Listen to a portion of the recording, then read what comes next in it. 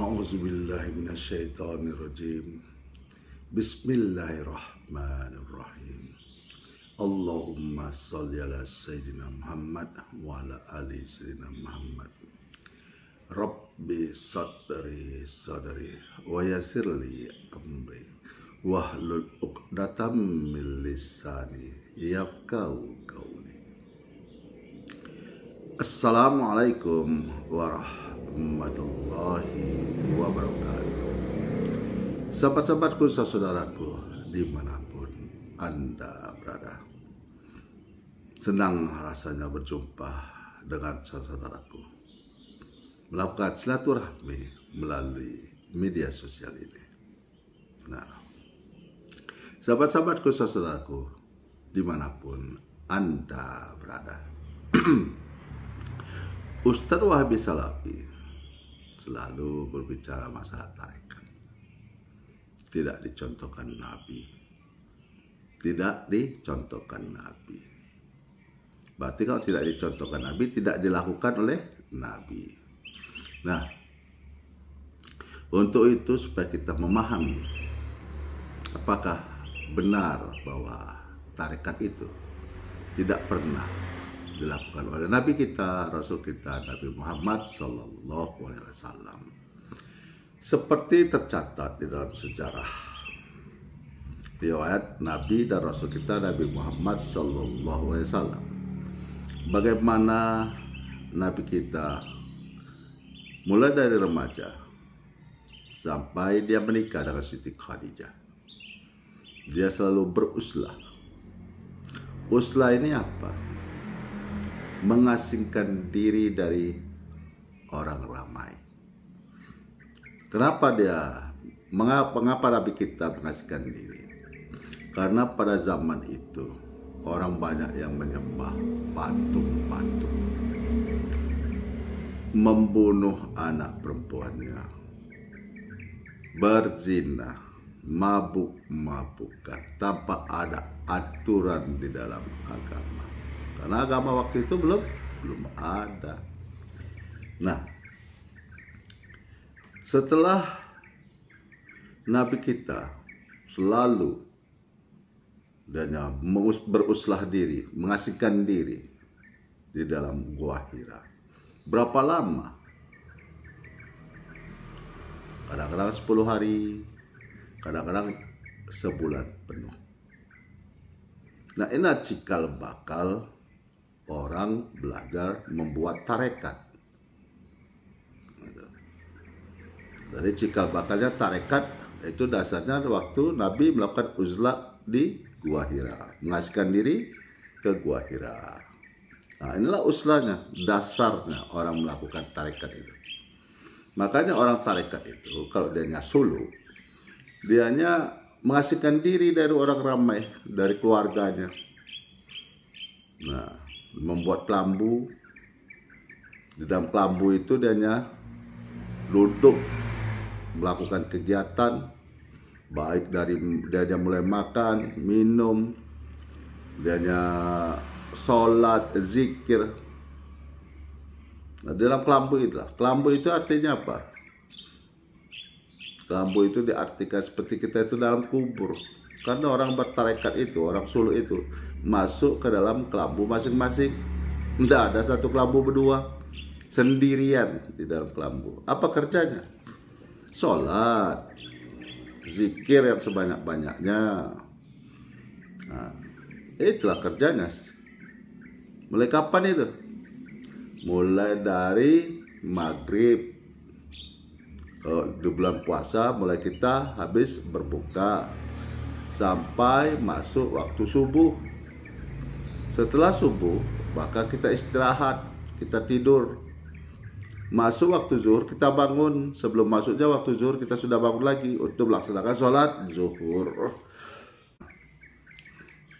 Di situ kita beristirahat.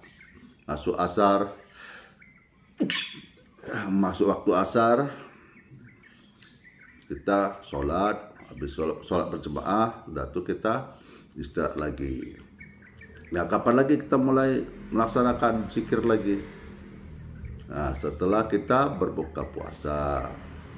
mulai habis maghrib sampai menjelang subuh. Nah, itulah kegiatan selama 40 hari. Jadi tarekat ini ada yang 10 hari mengambilnya kalau dianya suluk. Jadi suluk itu ada yang 10 hari, 20 hari, 30 hari, 40 hari maksimalnya.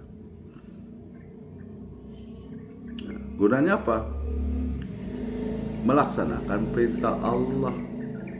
Kan perintah Allah salat, zikir, menyebut nama-nama Allah, itu mengingat Allah, mengingat kebesaran Allah, mengingat ciptaan Allah.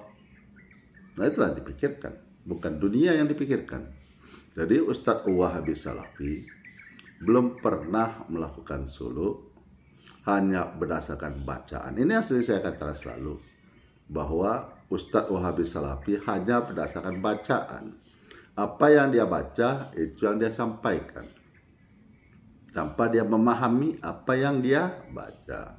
Makanya nasihat Ali bin Abi Thalib radhiyallahu anhu, jangan engkau lihat siapa yang menyampaikan, tapi lihatlah apa yang dia sampaikan. Maknanya di sini kita melihat seseorang memberikan ceramah itu, kita tidak melihat titel, tidak melihat jabatan, tidak melihat kedudukan, tapi kita lihat apa yang dia sampaikan, apa yang dia bicarakan. Gunanya apa? Gunanya kita selamat dunia dan akhirat. Nah, Ali bin Abi Thalib salah satu yang dijamin masuk ke dalam surganya Allah. Itu makanya dia berikan nasihat itu.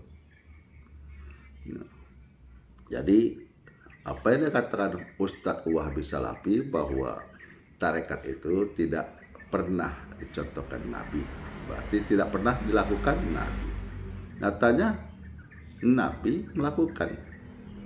Dia beruslah diri, mengasihkan diri di Gua Hira selama 10 hari, maksimal dia melaksanakan 1 bulan penuh.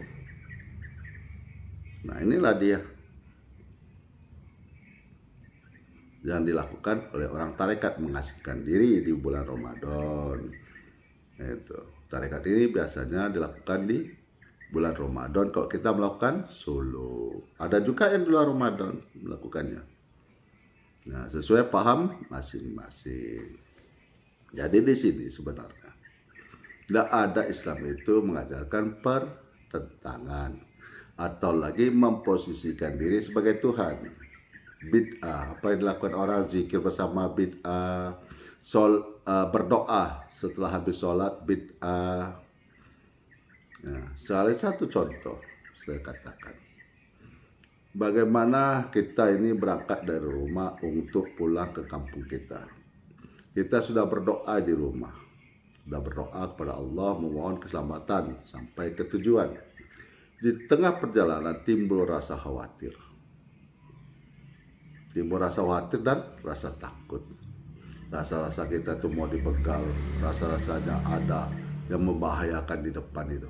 Akhirnya kita berhenti dulu. Kita berhenti, kita berdoa lagi kepada Allah, memohon perlindungan agar selamat sampai tujuan.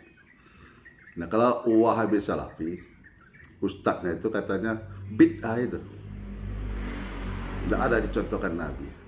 Padahal perintah Allah, mohonlah kepada Allah, mohonlah perlindungan kepada Allah. Ingatlah Allah dimanapun kita berada, baik waktu kita berdiri, waktu kita duduk, waktu kita tidur. Jadi kita mau tidur tuh kita ingat kepada Allah. Itu perintah Allah dalam Al-Quran. Nah, jadi tarekat ini dilakukan oleh Nabi kita, Rasul kita, Nabi Muhammad Sallallahu Alaihi Wasallam. Tapi namanya bukan tarekat, namanya uzlah, mengasingkan diri. Jadi orang tarekat ini kalau dia suluk, dia mengasingkan diri dari keramaian, dari keluarganya. Nah, ada yang ngambil 10 hari, ada yang ngambil 20 hari, ada yang ngambil 30 hari, ada yang mengambil 40 hari. Jadi sahabat-sahabatku dimanapun Anda berada, itulah gunanya kita digunakan, dikasih pikiran untuk melakukan perenungan, untuk menghayati dari bacaan yang kita baca. Nah inilah berarti tarekat itu dilakukan oleh Nabi kita, Rasul kita, Nabi Muhammad Sallallahu Alaihi Wasallam. Nah, jadi orang Solo itu kerjanya ya itu tadi, sholat zikir, itu kerja dia di dalam kelambu itu. Nggak ada yang lain yang dipikirkan, cuman itu aja. Sholat wajib, sholat sunnah. Nah, sholat wajib dilaksanakan bersama-sama. Kalau sholat sunnah dilakukan sendiri-sendiri. Nah inilah dia. Jadi di mana Ustadz Wahabi Salafi mengatakan tarekat itu sesat, tarekat itu tidak dicontohkan oleh Nabi. Kalau dihitung dalam hal mengingat dan menyebut nama Allah, maka lebih banyak orang-orang tarekat daripada Ustadz Wahabi Salafi. Mungkin Ustadz Wahabi Salafi lebih banyak mengingat dunia,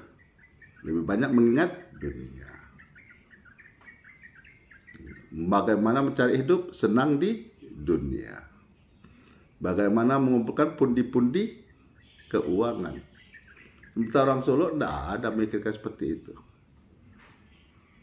Nah, jadi Ustadz Wahabi Salafi selalu memposisikan diri, menempatkan diri sebagai Tuhan. Kalau orang melakukan zikir bersama bid'ah, berdoa bersama bid'ah, itu baca surat Yasin di malam Jumat bid'ah, nah, baca Yasinan di tempat orang meninggal bid'ah, melakukan tahlilan tempat orang meninggal bid'ah. Jadi dia memposisikan diri sebagai Tuhan. Kalau bid'ah berarti amalan itu tertolak. Jadi dia sudah mengatakan bahwa apa yang dilakukan oleh umat Islam yang diajarkan oleh ulama terdahulu itu tertolak. Jadi dia memposisikan diri sebagai Tuhan tanpa dia memahami. Itu. Jadi sudah sahabat-sahabatku, saudaraku sudah paham bukan bahwa tarekat itu dilakukan oleh Nabi. Rasul kita Nabi Muhammad Sallallahu Alaihi Wasallam.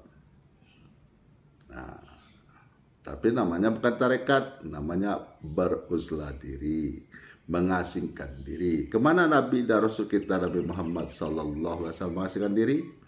Ke Gua Hira. Nah, inilah dia cikal bakal daripada tarekat. Dan apabila sahabat-sahabatku ada yang sakit, baik yang dirawat di rumah maupun yang dirawat di rumah sakit, marilah kita berdoa bersama-sama. Semoga sahabat kita, saudara kita diangkat penyakitnya oleh Allah, disembuhkan seperti sedia kala, beraktivitas sebagaimana mestinya. Dan rezeki yang sahabat-sahabat dapatkan semakin lancar, kesehatan semakin terjaga, mendapat rahmat dan redha Allah. Akhirul kalam, saya dengan Assalamualaikum warahmatullahi wabarakatuh.